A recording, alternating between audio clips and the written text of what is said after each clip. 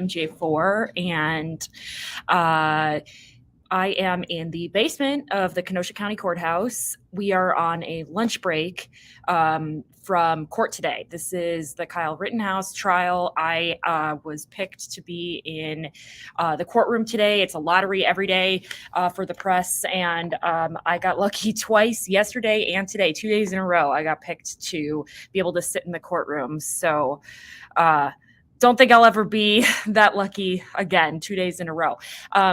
Wow, what morning. Okay. So today the jury came in, and then we heard attorneys kind of dish it out on a couple of issues, just about the gun charge that Kyle Rittenhouse faces, and some issues with Joseph Rosenbaum that they kind of want hammered out before the jury hears them. But the main headlines are we heard opening statements from both the prosecution and the defense team. And so each of those were about 40 minutes to an hour, and that took us right to lunch. And so now the jury's on a lunch break until 1:15. We'll jump right back into it, and we'll hear from our the state's first witnesses that they're going to call. Okay, so let me back up to yesterday, because yesterday was all jury selection. And the last time I talked to you on Facebook was we were halfway through, and they had taken about 20 strikes or so, or 20 dismissals, I mean. And one thing I didn't get to explain with defense attorney Pat Cafferty, who is our legal analyst for the trial these couple of weeks. He is in court right now, so he wasn't able to join me today, but he will join us throughout the 2 weeks on almost every show. Is that with jury selection, it's kind of a process of elimination. So they had 34 people sitting in the well, okay? And then anyone who got dismissed or the attorneys wanted to strike them, they would get replaced. Okay, so it's sort of like this process of elimination until they finally got down to 34 people in the well. Then they went into this thing called individual voir dire, and they do that with the judge and the attorneys in a closed room with just the juror individually, just away from the jury pool. Press was able to watch it, and so that's where they question you a little more deeply, I would say. And there were a lot of people, or not a lot, but some people who said that they have concerns about being on this jury just because they're concerned about the reaction and just from the verdict. And they, living in Kenosha, they know a lot of people who have strong opinions on this case. But the judge said he's been doing this for 40 years. He's never had, a juror get bothered or threatened. He's never been bothered or threatened. Sorry, my hair's doing some crazy things. I put it up when I'm working. So he kind of tried to quell those fears. They finally got it down to 20 people, 20 jurors. All 20 of them are hearing full testimony, the whole case. And then at the end, right before they go into deliberations, they pick 8 alternates, and those alternates leave. And so then it's 12 people who will do deliberations. So that's an update on jury selection. So this morning, the jury came in. They got to hear first from the state, the prosecutors, about their opening statements. And so I'm going to kind of go through some of what they said. And a lot of it we already knew what they were going to say the evidence will show. They brought up you're going to see videos. You're going to hear from all these witnesses. These are the people you will hear from. These are the images you will see. These are the investigators you will hear from. And they will present evidence that will show you this in this case. And in the state's case, they are contending that the evidence that they will show to you will show the jury that the use of self-defense in this case was not lawful. Okay. And so I'm going to pull up some of my tweets here because I was tweeting a lot of them.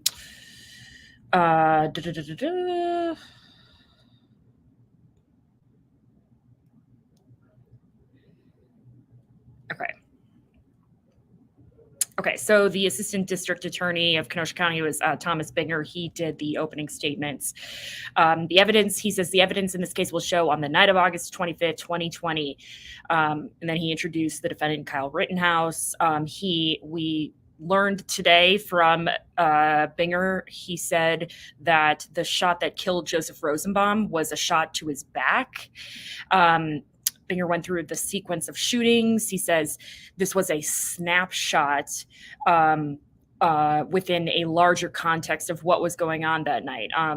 And so we were out there as journalists during that time. This was the unrest during and after the Jacob Blake shootings and police shooting, and it happened 2 nights afterwards. And Attorney Binger said, like moths to a flame, tourists from outside our community were drawn to the chaos, meaning people from outside of Kenosha came in to kind of take part in the chaos, he says, that was happening.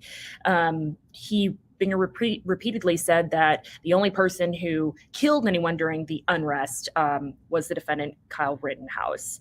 The first witness Binger says we're going to hear from is Dominic Black. So we will probably hear from him now in 20 minutes or so. If you're watching the live stream, Dominic Black is friends with Kyle Rittenhouse, and the state alleges that he bought the gun for Kyle Rittenhouse in Ladysmith, Wisconsin, and kept it at his stepdad's house here in Kenosha. So that gun, when they say it never crossed state lines, it's the state's contention that it was kept here in Wisconsin. Then he kind of goes into how law enforcement pushed the groups kind of down south on Sheridan, away from the courthouse, which is where kind of a lot of the unrest was happening.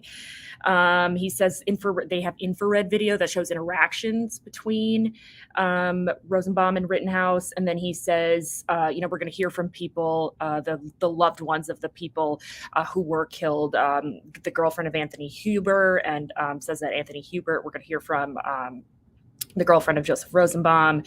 And then he wrapped. Okay, so then we had the defense opening statements, and there was some back and forth on this, on whether they were able to show pictures. The judge allowed it. The state didn't show any pictures, but the judge said, yeah, the defense can. So it was Mark Richards got up and said, we basically have very different outlooks compared to the prosecutors on, what happened the night of August 25th, 2020.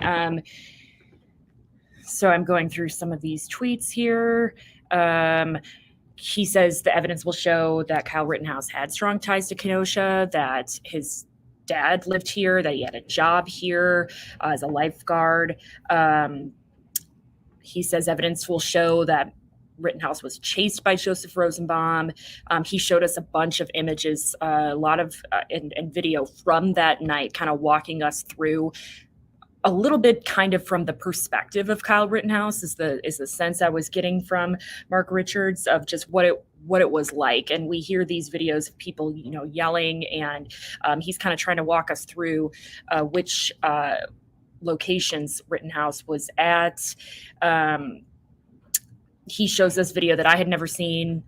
He says that Gage Grosskreutz shot a video following Kyle Rittenhouse, asking him if he shot someone. And then he shows us the video of Rittenhouse walking down Sheridan, holding his hands up and walking towards police. And the biggest thing, I'm burying the lead here as I get to it, he said it in a weird way. He said, you'll hear testimony not only from Mr. Rittenhouse, but from Ryan Balch. And so I guess that indicates that we may be hearing from Kyle Rittenhouse himself. He may testify in his own trial. It was an indication. We don't know for sure, and they can make changes if they want. But that is something. And we all know that it is not a requirement. It is absolutely a defendant's right to not take the stand in their own trial. Let's see here. Richard says that each time the videos show that Rittenhouse was walking towards police or trying to get to police after the shootings, he says that's where someone would run to be protected from a mob that is trying to kill him. He said, He says photos show us that Anthony Huber's hand made contact with the gun. And he says Rittenhouse, after the shootings, met up with his friend Dominic Black, who Richard says will then testify. Rittenhouse told him he acted in self-defense, and then they wrapped and we went for lunch. So in the courtroom, we have the attorneys sitting there, much fewer people in the courtroom today because we don't have dozens of jurors. We did notice we have the family of Kyle Rittenhouse here, a couple of other attorneys. I can tell, as far as I can tell, I don't know if there's any other family of people involved in this case. Maybe there will be in this afternoon here. And that's kind of a wrap of what happened this morning. So just wanted to give you guys a quick update. I think people are telling me to be quiet because we're in the media room. There's tons of people down here. They're all trying to work, and I'm probably talking a little too loud. But and I'm probably talking a little too fast. A lot of coffee this morning, but there was a lot going on, and I kind of expect we're going to hear a lot this afternoon. I mean, if we hear from Dominic Black, then it's possible we could hear from two more witnesses, and this will just go right up until 5 o'clock, which is our deadline. But we will have multiple team coverage on it, reporters and stuff. So I will listen as carefully as I can inside the courtroom.